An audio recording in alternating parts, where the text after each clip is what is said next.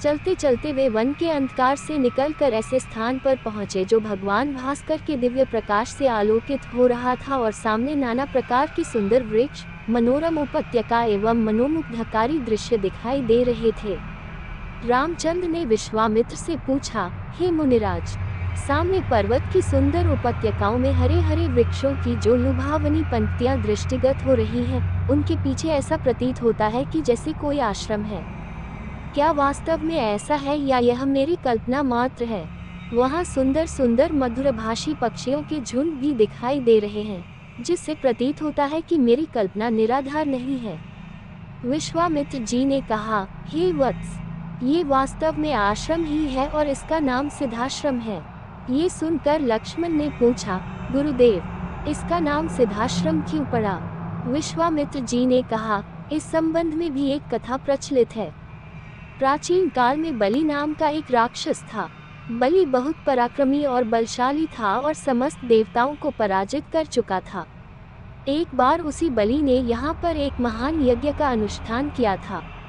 इस यज्ञानुष्ठान से उसकी शक्ति में और भी वृद्धि हो जाने वाली थी।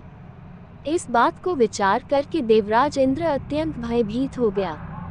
इंद्र समस्त देवताओं को साथ लेकर भगवान विष्णु के पास पहुंचा और उनकी स्तुति करने के पश्चात उनसे प्रार्थना की, हे त्रिलोकीनाथ, राजा बलि ने समस्त देवताओं को परास्त कर दिया है और अब वह एक विराट यज्ञ कर रहा है।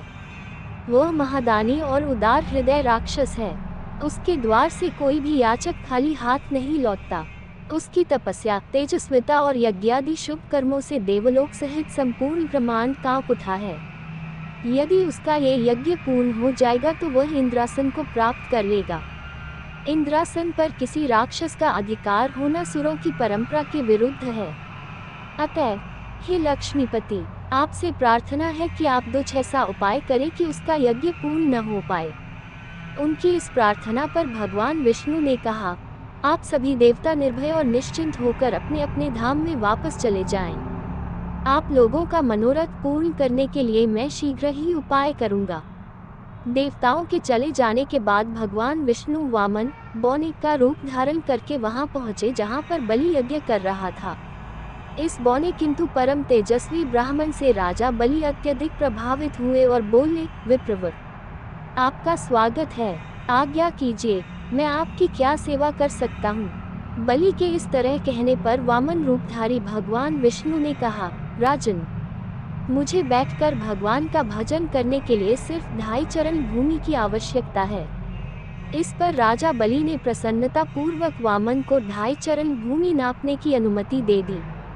अनुमति मिलते ही भगवान विष्णु ने विराट रूप धारण किया और एक चरण में संपूर्ण आकाश को और दूसरे चरण में पृथ्वी सहित पूरे पाताल को नाप लिया और पूछा, राजन, आपका समस्त राज्य तो मेरे 2 चरण में ही आ गए, अब शेष आधा चरण से मैं क्या नापूं?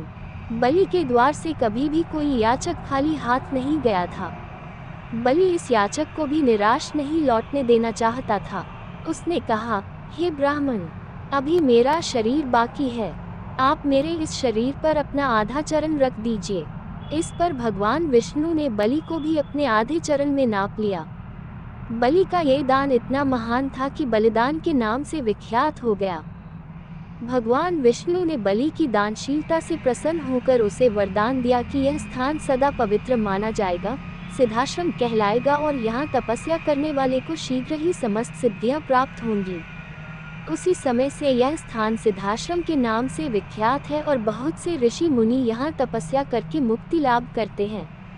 मेरे स्वयं का आश्रम भी इसी स्थान पर है। मैं यही बैठकर अपना यज्ञ संपन्न करना चाहता हूँ।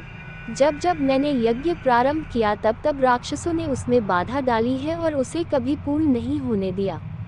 अब तुम आ गए हो और मैं निश्चिंत होकर यज्ञ पूरा कर सकूंगा। इस प्रकार की बातें करते हुए विश्वामित्र ने राम और लक्ष्मण के साथ अपने आश्रम में पदार्पण किया। वहां रहने वाले समस्त ऋषि मुनियों और उनके शिष्यों ने उनका स्वागत सत्कार किया। राम ने विनीत स्वर में गुरु विश्वामित्र से कहा, मुनिराज, आप आज ही यज्ञ का शुभारंभ कीजिए। मैं आपको विश्वास दिलाता हूँ कि मैं आपके यज्ञ की रक्षा करते हुए इस पवित्र प्रदेश को राक्षसों से मुक्त कर दूंगा।